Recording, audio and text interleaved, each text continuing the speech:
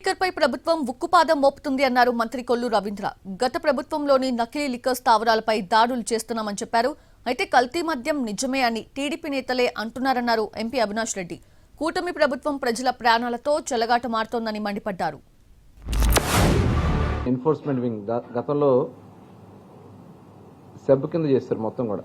అసలు ఎటువంటి రైట్స్ కూడా లేవు. ఎక్సైజ్ స్టేషన్స్ కూడా నామమాత్రంగా ఉన్నాయి.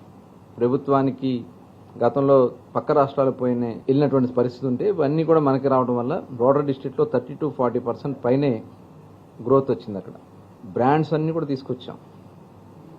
గతంలో చాలా బ్రాండ్స్ లేవు. ఇప్పుడు మల్టీనేషనల్ కంపెనీస్ అందరితో మాట్లాడుతాం, ఆ బ్రాండ్స్ అన్నీ మనకు రావడం. అలాగే సామాన్యుడికి కూడా అందుబాటులో ఉండే విధంగా 99 రూపాయలకే క్వాలిటీతో కూడుకున్నటువంటి లిక్కర్ని కూడా సప్లై చేస్తా ఉన్నాం. 2 కోట్ల రూపాయల క్వార్టర్ బాటిల్స్ అమ్మినారు కొత్త పాలసీ వచ్చిన తర్వాత.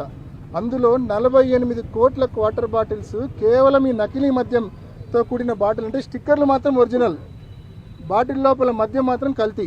ఈ స్కామ్ యొక్క స్కేల్ ఎంత అనేది ప్రతి ఒక్కరు కూడా అర్థం చేసుకోవాల్సిన పరిస్థితి.